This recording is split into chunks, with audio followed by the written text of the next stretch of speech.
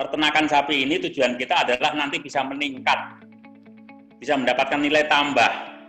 Selain daripada meningkatkan nilai tambah nanti, juga bisa mengcover tenaga kerja yang ada di wilayah kita.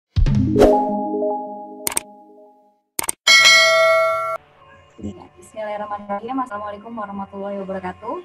Apa kabar pemirsa Gamal TV? Kembali bersama kami dalam program Gamal Issue with Septiani. Pemirsa, seputar isu perkebunan akan kami bahas untuk Anda dan dikupas bersama para narasumber. Saat ini sudah tergabung bersama kami Bapak Sutiana, pengurus koperasi yang inspiratif dari KUD Tani Subur yang berada di Kota Waringin Barat, Kalimantan Tengah. Baik, mungkin langsung saja saya mau menyapa dulu narasumber kita, Pak Sutiana. Selamat pagi, Pak. Selamat pagi, Mbak. Bapak, terima kasih sudah menyempatkan waktunya untuk bergabung dengan kami pada hari ini. Sama-sama, Pak. Dapat tambah pengalaman. Betul, Pak. Langsung saja ya, Pak. Jadi kan sebenarnya nih kita sudah mendengar nih program yang Bapak jalani. Bisa dijelaskan nggak, Pak, seperti apa pola integrasi sawit dengan ternak gitu, Pak, yang Bapak kembangkan? Terima kasih. Assalamualaikum warahmatullahi wabarakatuh. Selamat dalam Zoom meeting pada siang hari ini. Terima kasih, satu penghormatan yang luar biasa dari Kamal, Mbak ya. Dari kami dan Kamal saya sebagai narasumber nih ceritanya ini.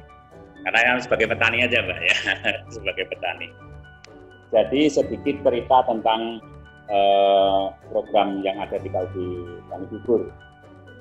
KUD Tani Subur ini cukup lama berdiri, Mbak. Tahun 84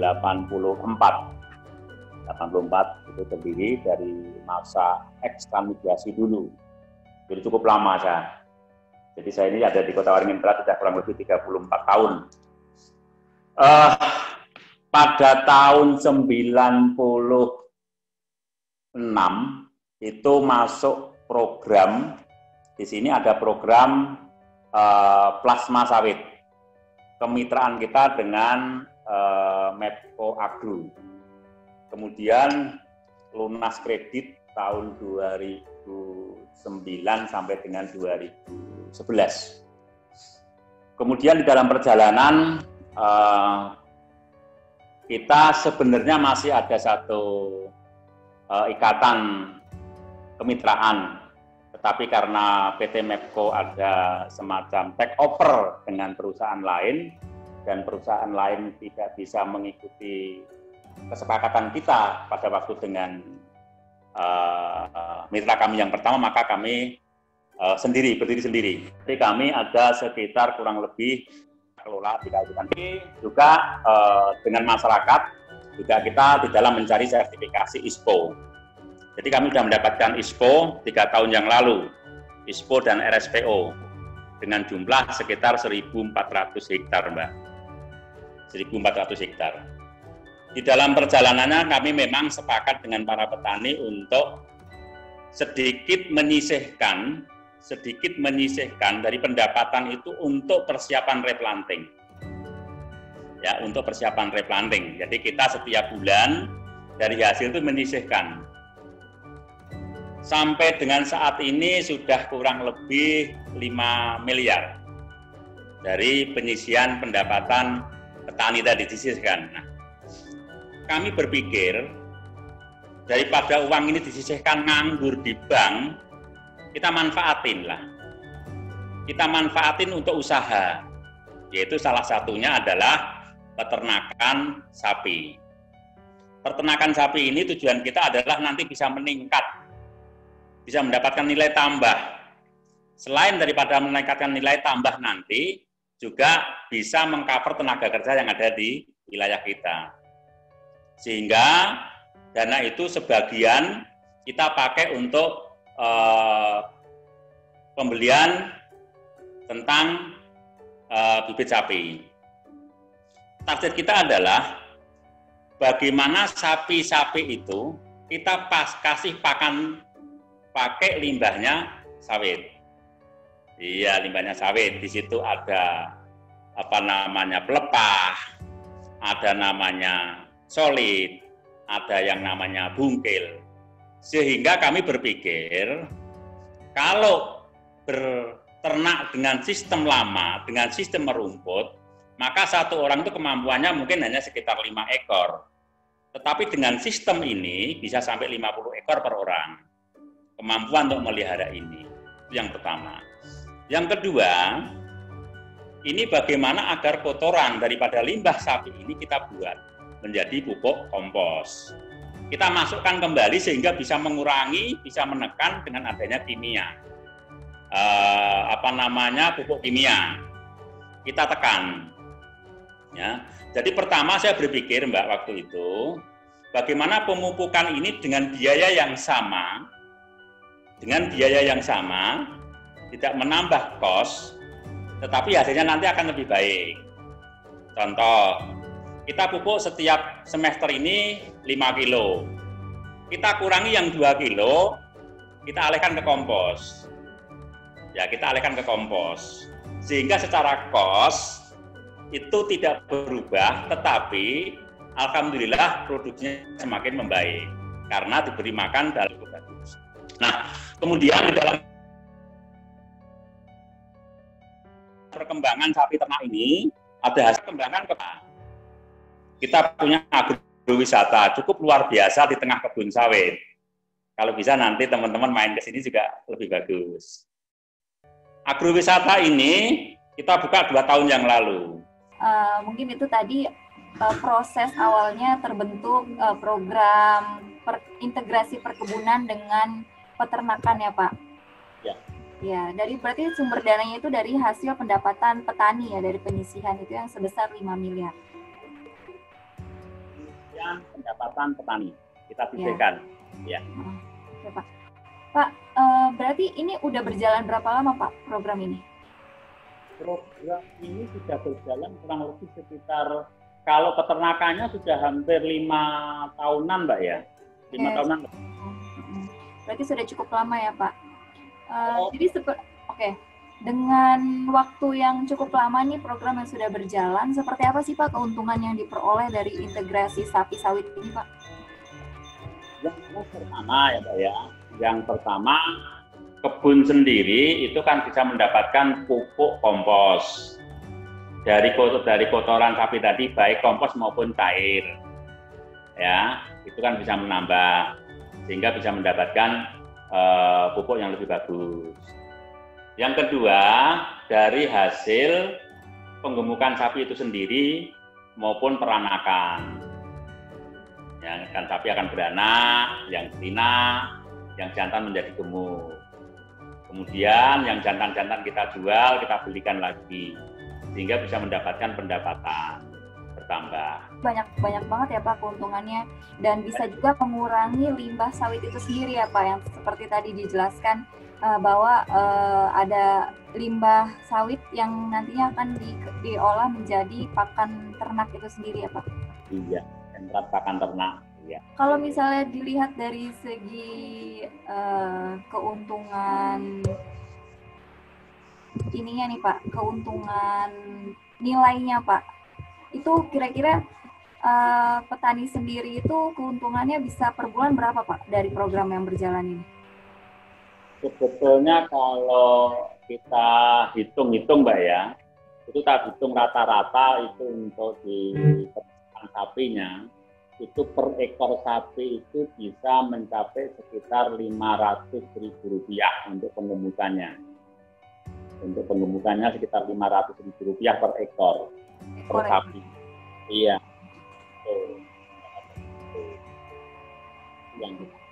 Yang kedua itu limbahnya. Sedangkan limbah sapi ini kita bisa produksi rata-rata itu 80 ton per bulan. Karena limbah sapi ini juga kita tambah dengan solid, kita tambah dengan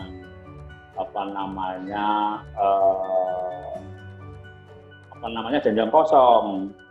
Janjang kosong kita giling, kemudian ini menjadi pupuk kompos yang akan ada nilai tambahnya. Nah itu kita Ya walaupun masuk ke kebun sendiri ya tetap ada hitung-hitungan, karena ada dana tadi kan, ada dana yang kita biasanya untuk beli kimia tadi, untuk beli pupuk kimia, kita belikan pupuk kompos.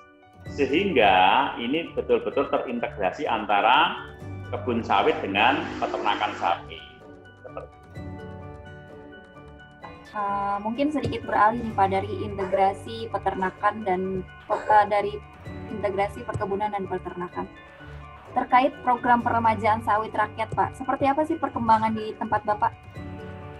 Jadi Pak, saya baru pengajuan pertama. Sekarang masuk ke tahap pengajuan kedua.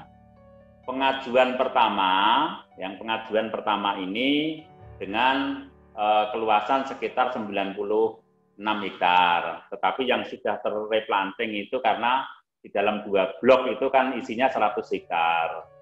Jadi kita 100 hektar. Yang pertama, karena kemarin punya duit, maka kita beli ekskavator dulu. Jadi ekskavator kita bisa pengadaan sendiri. Karena kan punya duit dari tadi penyisian tadi. Nah, kan gitu. Sehingga ekskavator bisa kita maksimalkan menggunakan ekskavator kontrak sendirilah ya, di swadaya ya Pak ya, swadaya. Sehingga ada kegiatan itu bisa kita maksimalkan, bisa kita betul-betul dalam replanting ini bisa semaksimal mungkin, karena ya alat sendiri seperti itu. Iya. Jadi ekskavatornya pakai ekskavator sendiri Mbak, dibuat supaya bisa swadaya ya. Jadi kontrakkan kepada orang lain, walaupun kata harus pakai kontrak orang lain, tapi alatnya alat kita sendiri. Jadi untuk kalian sendiri udah mandiri ya Pak ya. Lalu nih Pak, kabarnya petani peserta PSR relatif terbantu Pak karena pola integrasi ini. Mungkin salah satunya tadi Bapak sebutkan Pak. Mungkin ada lagi Pak contoh-contoh kegiatan yang terbantu atas dana PSR ini Pak. Dengan maksudnya gimana Pak? Dengan adanya dana PSR gitu ya? Untuk dana PSR ini pastinya kan petani tuh merasa terbantu ya Pak untuk kegiatan ini Pak. Sangat terbantu. Sangat terbantu. Karena kan kalau kita nanam sawit ini normalnya mungkin sekitar 55 jutaan per hektar ya. Karena sudah terbantu 30 juta, itu sangat terbantu sekali. Jadi target saya nanti, target daripada kami sebagai pengurus yang diberikan amanah oleh anggota, bagaimana sampai dengan nanti sawit itu menjadi TM, menjadi tanaman menghasilkan itu tanpa kredit. Itu sasaran kami seperti itu. Karena petani sendiri sudah sangat bisa sama-sama memahami untuk menyisihkan sebagian pendapatan setiap bulan untuk menambah apabila terjadi kekurangan di dalam dana yang 30 juta tadi kan begitu Mbak. Berarti selain dengan dana PSR, dengan adanya pola integrasi ini, para anggota PSR juga sangat bantu ya Pak? Yang juga di agrowisata sendiri, ya di tengah kebun kita buat agrowisata. Jadi kita memanfaatkan semaksimal mungkin yang ada. Yang kedua, kita kemarin ikut sertifikasi ISPO maupun RSPO. Nah, kalau ISPO-nya ini kan yang jelas keuntungan kita dengan adanya ikut ISPO ini adalah banyak hal yang kita dapatkan. Terutama adalah pendidikan pelatihan-pelatihan terhadap bagaimana kita bertani sawit yang berkelanjutan. Tetapi saya kemarin berpikir bahwa jelas kalau ISPO ini belum ada reward yang seperti RSPO.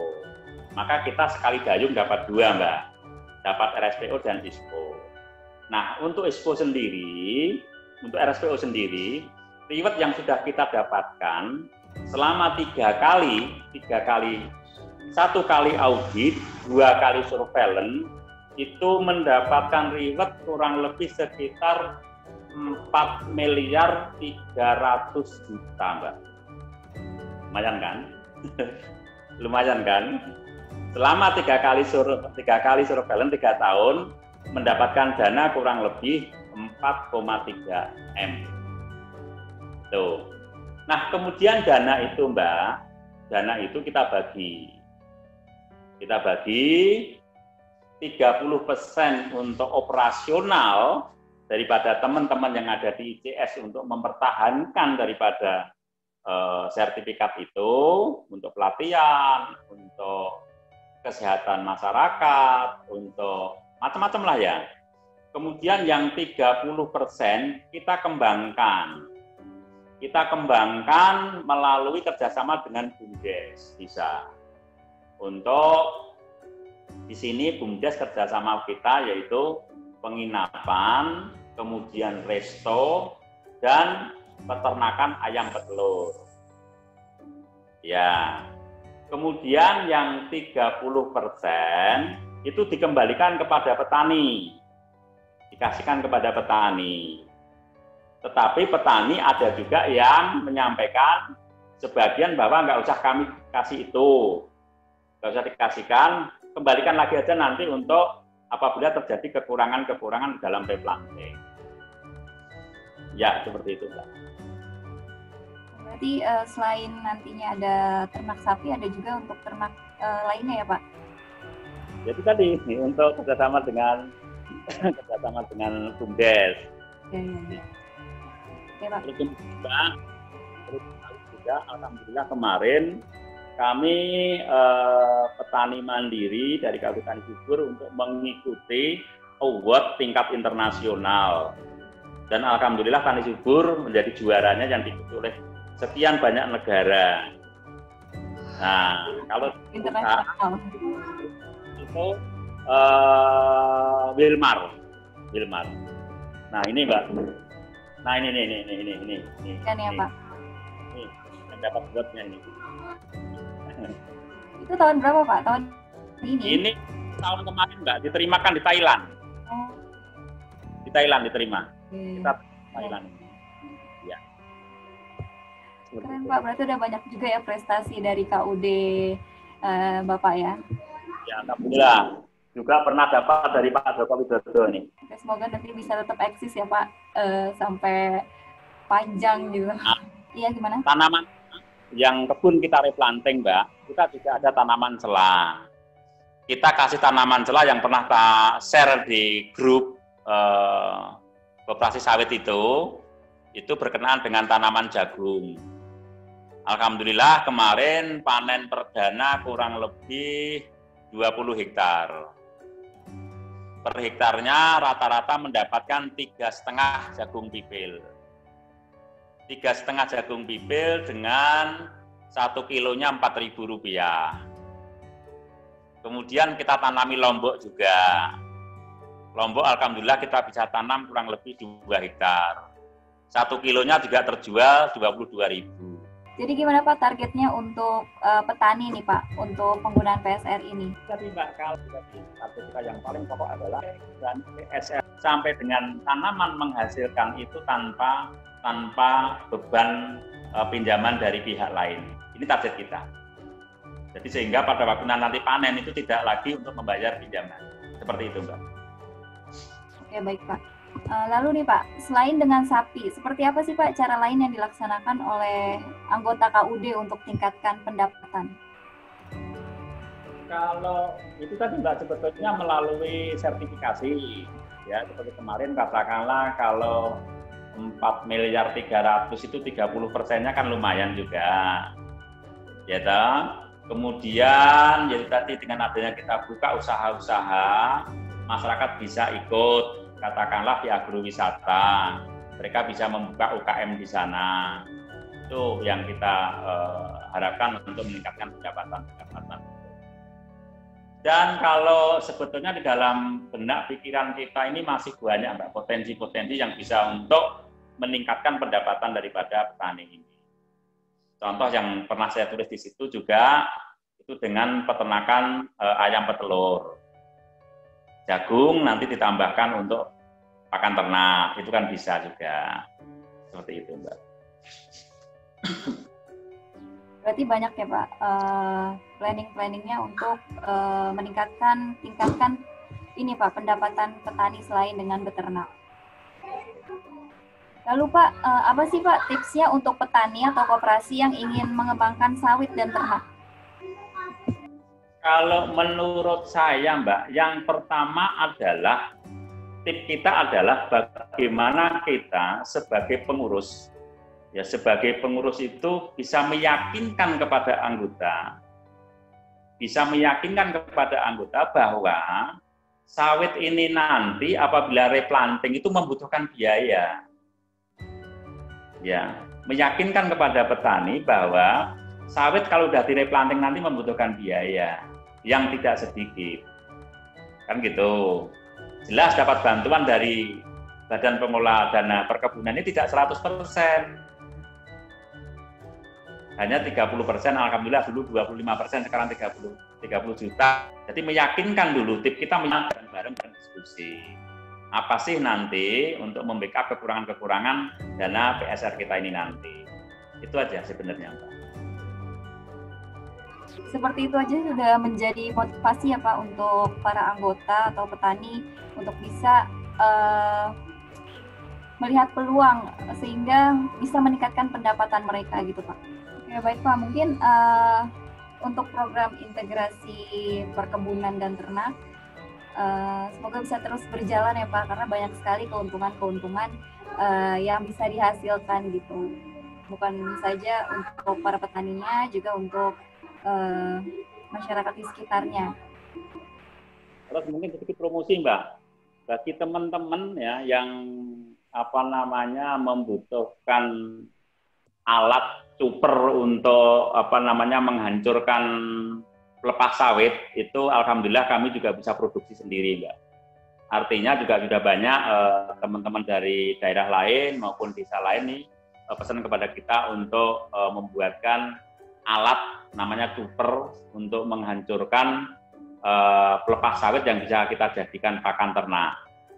Jadi hancur seperti nanti jadinya seperti serbuk gergaji, serbuk gaji, seperti itu. Alatnya sendiri udah mandiri ya Pak, maksudnya udah tersedia dari koperasi Bapak? Iya, kan kami pernah dari Medan pernah minta, kabupaten banyak yang minta. Jadi kapasitas kita itu per jam bisa 100 pelepas sawit per jam. Per jamnya 100 pelepas sawit. Itu yang besar-besar, Mbak. Jangan yang pelepas yang kecil-kecil, kita pelepas yang besar-besar itu mampu untuk hancur. Nah, sedangkan pelepas satu pelepas itu bisa untuk campuran 3 ekor sapi. Jadi, meski itu apabila kita operasionalkan 1 jam saja bisa untuk mengcover 300 ekor sapi. Oke Pak, mungkin terakhir nih Pak, motivasi dari Bapak untuk para anggota PSR atau para petani untuk kedepannya seperti apa Pak? Motivasi saya kepada teman-teman ya yang mau PSR, sering yang disampaikan sama Mas Indra, sangat sekali sepakat dengan apa yang disampaikan Mas Indra. Yang pertama, menyisihkan sebagian daripada pendapatan ini, ya, menyisihkan daripada pendapatan petani yang masih produktif, sawitnya yang masih produktif, itu disisihkan sebagian, gitu. Yang kedua, tanaman sela. Ya, tanaman sela itu harus betul-betul dimanfaatkan. Terserah mau tanaman sela apa saja, yang penting yang betul-betul pasarnya itu sangat bagus. Mau ada yang, tak lihat ada yang semangka, ada yang lombok, ada yang jagung, terserah. Yang penting betul-betul bisa dimanfaatkan. Tetapi bahwa yang namanya tanaman sela itu tanaman menumpang. Jadi yang paling pokok adalah sawitnya, yang paling pokok tanaman sawitnya. Ya, itu yang paling pokok. Kemudian sebenarnya penyisihan itu ya, nganggur di bank tidak mendingan dipergunakan. Entah untuk apa. Yang penting nanti ada nilai tambah. Kuncinya seperti itu. Karena itu banyak manfaatnya, termasuk adalah itu tadi Mbak, menampung tenaga kerja. Itu yang paling penting. Oke. Cukup? Baik Pak, terima kasih. Semoga program-program yang masih direncanakan bisa cepat berjalan ya Pak. Ya. segera direalisasikan. Terima kasih Pak untuk waktunya hari ini. Sangat bermanfaat sekali perbincangan kita hari ini. Semoga bisa bertemu di lain waktu ya Pak, di lain kesempatan. Oke Pak, sukses selalu untuk Bapak ya, dan juga KUD Tani Subur.